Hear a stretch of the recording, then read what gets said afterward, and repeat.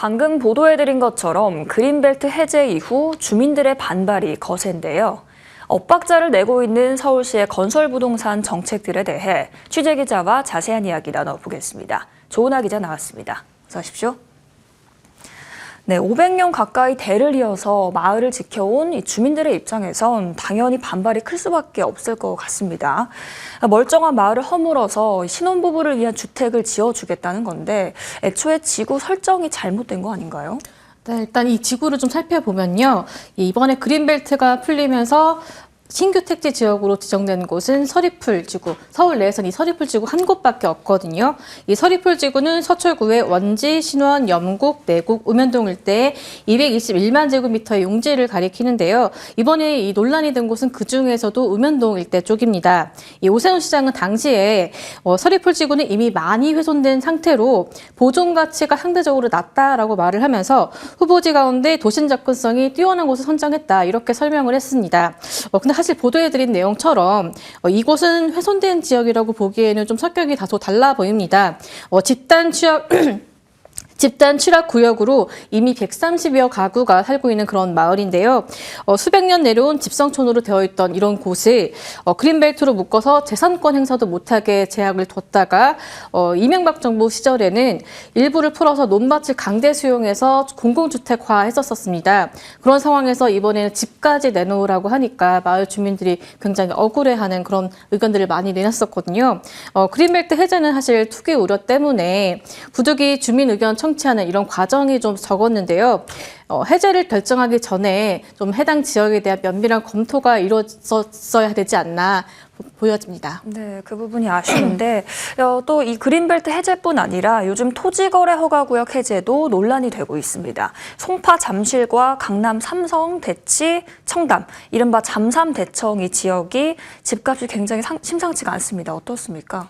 네, 사실 그동안 서울시는 잠삼대청 이 지역의 집값에 대해서 호가만 올랐을 뿐 실제로 집값이 급등한 것은 아니다. 실제 영향은 없다. 이런 입장을 고수해 왔습니다. 그런데 16일에 발표했던 이 실거래 현황 자료를 보면요. 아파트 거래량과 가격 모두 상승하는 모습을 보였습니다.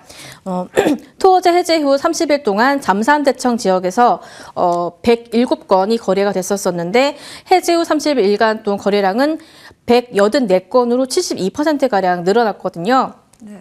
또 평균 매매 가격을 봤을 때는 해제 전엔 27억 2천만 원이었는데 해제 후에는 28억 2천만 원으로 3.7%가량 증가했고요. 또 중형을 대표하는 전용 면적인 84제곱미터, 여기에 평균 매매 가격도 26억 3천만 원에서 27억 원으로 2.7% 올랐습니다. 올해 1월까지만 봤을 때는 이 대체로 집값이 하락세를 보였었거든요. 그런데 토지거래구역 해제가 되면서 집값이 더 큰 폭으로 올랐다 이렇게 볼 수가 있습니다. 네, 무리하게 해제를 한 것 아닌가 싶은데 토지거래 허가구역을 재지정하겠다는 이야기도 나오고 있다고요? 네, 맞습니다. 이 토어제 해제 이후에 집값이 좀 과열되는 그런 양상을 보이니까 오세훈 시장의 정책을 좀 재검토하겠다 이렇게 말을 했는데요. 오 시장은 가격 상승이 비정상적일 정도로 과도하다라고 하면은 또다시 규제하는 것도 검토해 볼 수 있다 이렇게 말을 했습니다. 이 오세훈 시장이 이 토지거래 허가구역 해제를 하겠다, 이걸 적극 검토하겠다 이걸 처음 밝혔던 시점이 지난 1월 14일이었거든요. 네. 그 이후에 발표를 한 게 한 달여 만인 2월 13일이었습니다. 그리고 다시 또 한 달도 채 되지 않아서 3월 10일에 다시 재지정하겠다 이렇게 얘기를 하면서 오히려 시장의 혼란을 더 부추기는 그런 모습을 볼 수 있습니다. 네, 여기에 토지거래 허가구역 해제 이후 투기 의혹도 나오고 있습니다. 네, 그렇습니다. 이거 조국혁신당의 차규근 국회의원실에서 국토부에서 자금조달계획서를 받아서 분석한 자료를 보면요. 보증금 승계, 국민기관 대출, 임대 목적 등 갭 투자로 의심할 수 있는 조건들을 분석을 했거든요. 지난해 12월에 강남 3구 갭 투자 의심 주택 건수가 61건이었는데 올해 2월에는 134건으로 2배 이상 증가하는 모습을 보였고요. 반면에 강북 지역은 같은 기간에 12건에서 14건으로 별 차이가 없었습니다. 이를 두고 차규근 의원실에서는 오세훈 시장의 이 토지거래 허가구역 해제가 규제 완화 영향으로 때문이다 이렇게 해석을 했는데요. 관련 인터뷰 보시겠습니다. 충분한 검토 없는 부동산 규제 완화는 또다시 시장 불안을 촉발시킬 수 있습니다. 그리고 규제 완화 이후 또 한 달 만에 규제를 원점으로 되돌릴 수 있다고 오락가락하는 모습을 보이기도 했는데요. 이는 준비되지 않은 졸속 정책임을 방증하는 모습입니다. 네, 이러한 비판의 목소리가 굉장히 뼈아플 수밖에 없을 것 같은데요.